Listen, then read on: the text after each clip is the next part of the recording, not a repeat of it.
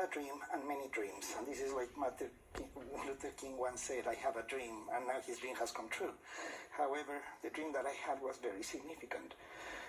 This was many years ago when I was in Australia practicing as a clinician, and for 3 consecutive nights I had the same dream. And the funny thing about the dream is that it was about mathematics. And not only mathematics, they were very precise equations that keep on repeating themselves throughout 3 consecutive nights. So by the time I hit the 4th day after the 3rd dream, I said to a friend of mine, Jana, I have dreamt about this 3 times. And she said, let's plot it and see what you get out of it. So we did, and we were in a hospital in the cafeteria, and I remember we do a serviette and draw the equations. And then we start putting the whole thing together as to what the equations represent.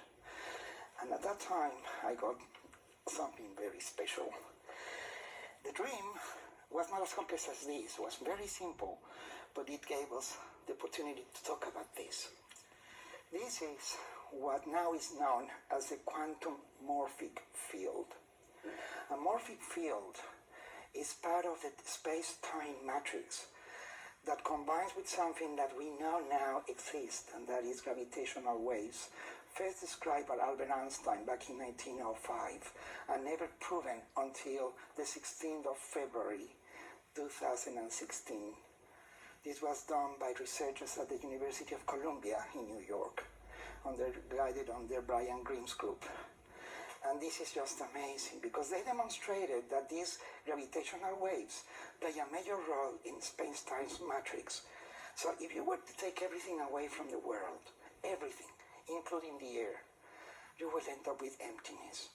And that emptiness is a matrix filled with energy.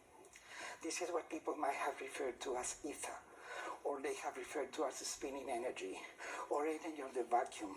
And that concept was given by a guy that is very famous in biology and electrochemistry called Nernst, Walter Nernst, in 1913.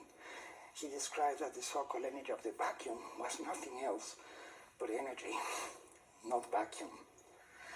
And then a guy came later on whose name is Albert Einstein. And in 1921, he described something beautiful for which he got the Nobel Prize. He described it because he was using it before, but no one knew about it.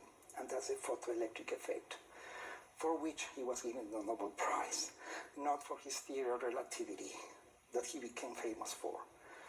Later on, another guy called Otto Stern called this energy spinning energy. And that's because energy spins. Before that, we knew from chemistry, a guy called Pauli, Linus Pauling, describes a principle where electrons are spinning in the same orbital but with different spins.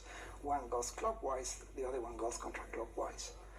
And on Earth, we got the perfect example. Now it's called the Coriolis effect. And that means in the northern hemisphere, things spin exactly the opposite as to the southern hemisphere.